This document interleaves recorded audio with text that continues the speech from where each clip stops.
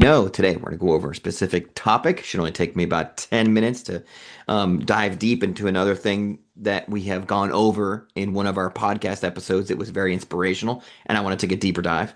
And then afterwards, we get into the Q&A. We well, a person or two. Not huge attendance today, but we'll answer any questions that you may have about your own marketing issues. So today we are inspired by the recent podcast episode we did with Richard Levy, and he dives deep into AI. Now, I know we did AI last week as well, but I think we're going to take a different spin on it. We're going to try to make this week's AI live localizing. We're going to make it live local-tastic. I don't know if there's other phrases I could use. Live local-rific. I don't know. But we're going to make it very specific to the live local way of life. How's that? So the problem we're running into is that most people are just using AI to create more content. And we're finding that just by putting out more content, just having more numbers is not the solution. Essentially, the solution is to have better quality. And we do that by training it very specifically to sound like us. It's got to have clear communication. You need to give it specific roles. You need to be sure that it is doing the thing exactly that you want it to do. Think of it as an intern that you hire. And that's essentially how we're going to treat this thing. So we're going to go over some strategies to make it sound and act a little bit more like you. So that way you have that live local flair in your posts. All right. Remember that the AI isn't making your marketing boring. You are just letting it do whatever it wants to.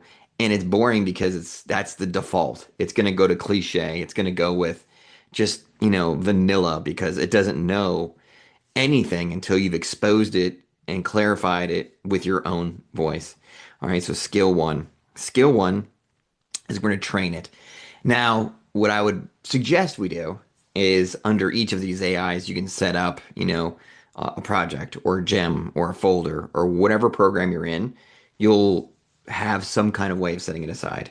And once you set it aside into a project or a gem or whatever you do, you're going to assign it the role. Hey, you are going to be the content creator, my intern. You're going to give it a specific role. Like think about it as a certain person in your business. It's going to be the content creator in your business that you would have otherwise hired, but now you're making AI that person.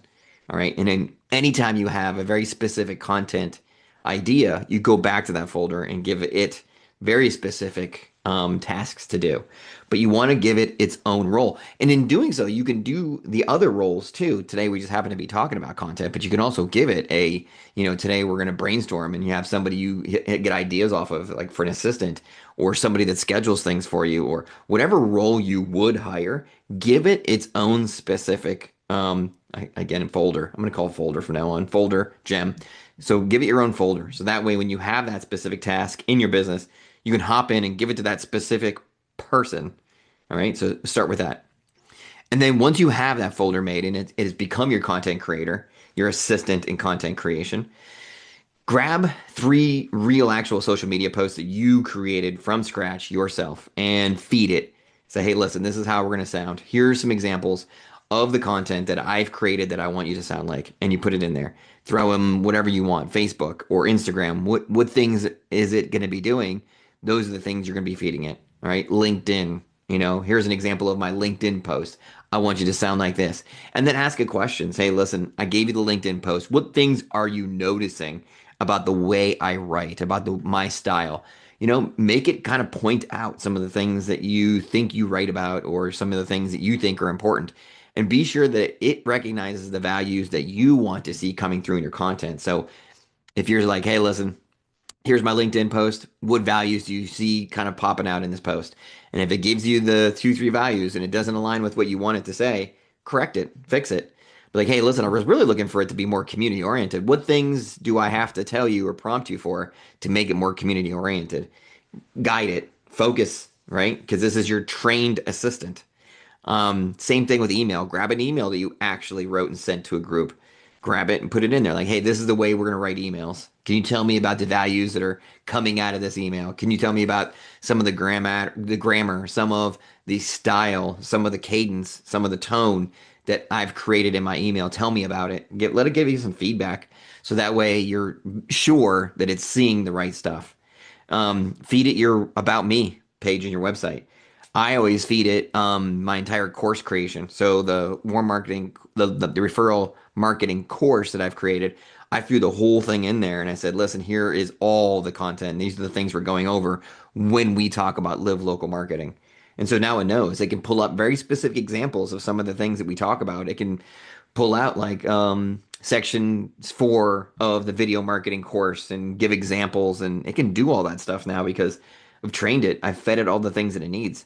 Or if you do like workshops, or if you do podcast interviews and you've got transcripts and you've got content, put that in there. Put all of it in there, right? If you do a podcast and you're on a show, grab the transcript afterwards. Sometimes those podcasters do a good job of like giving you a version of it.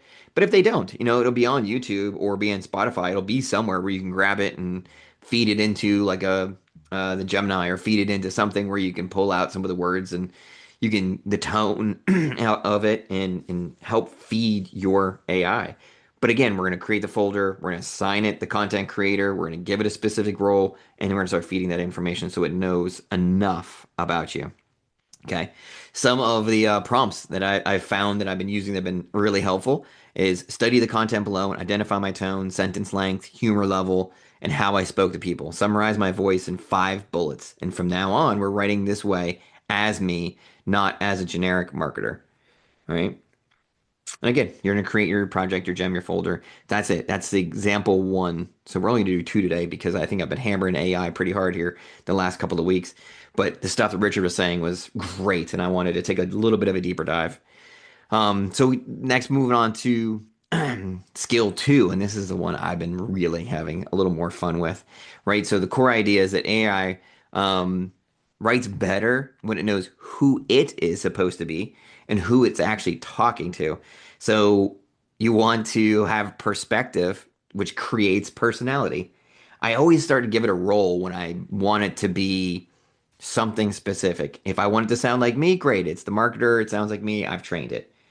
If I have a different folder now or different content, or I wanted to start creating something different that is very specific, I'll say, hey, listen, act as a local community leader. So I'll say prompts like act as a respected local community leader who knows business owners personally, write a post about consistency without marketing jargon or other.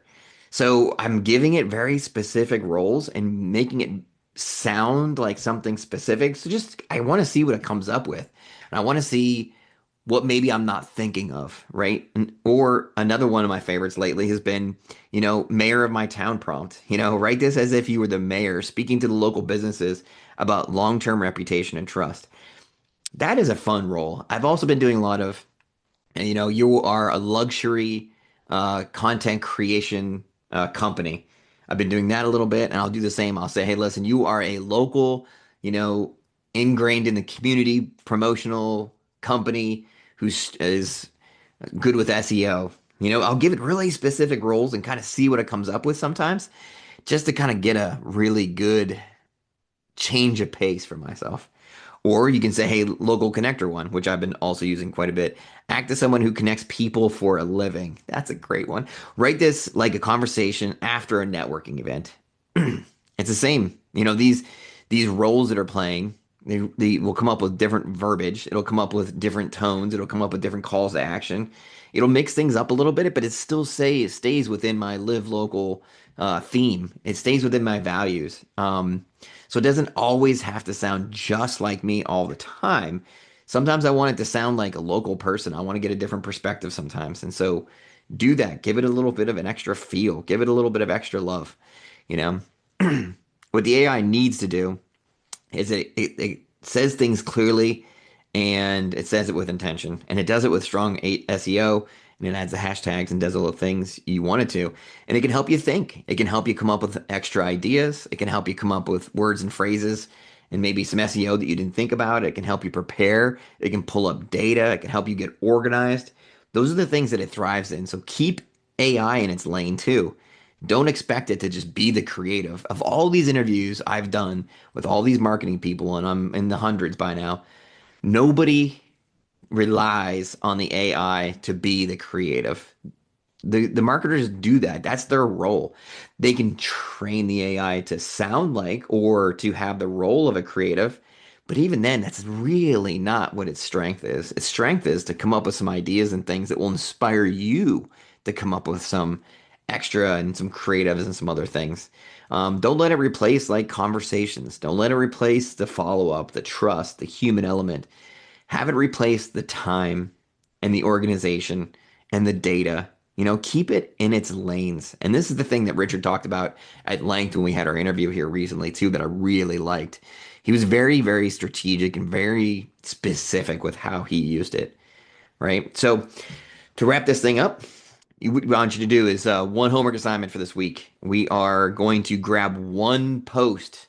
Make it something you did like last year or a few months ago or something in the past that people may not remember or recognize it, which actually doesn't.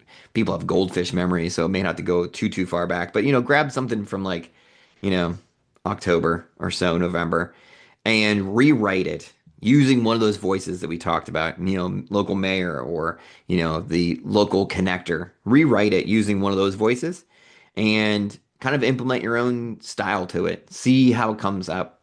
See what kind of content it creates. See if it does sound like you. If you like what it has and like what it says, maybe repost it. Give it a local role. Give it like a local prompt. Post it and see how it does. That's the other thing you got to track it. How well did your first one do, and then how well did the second one do? And take control. Take control of this AI. It's supposed to just be something that helps you save time. It's going to be your assistant. It's going to be your intern, but it's not going to be you fully. You are still going to be the one that's in charge. You're the one that's giving it its content, giving it its voice. So make sure you stay in your lane. So there you go. That's the homework assignment. Let's get to some Q&A. And again, next week we'll mix it up. We'll grab another one of these podcast guests that are just amazing. If you haven't listened to any of those podcasts, we're on Spotify as Live Local Marketing. Check us out. I could even put the link there if you want to. And if you are listening, I appreciate you. As always, have comments and questions, things that I can help you with. So that way we can gear these office hours towards things that you need and that you like. And that will help you build your business because that's what we do. We help you with your business. No, now let's get to the Q&A.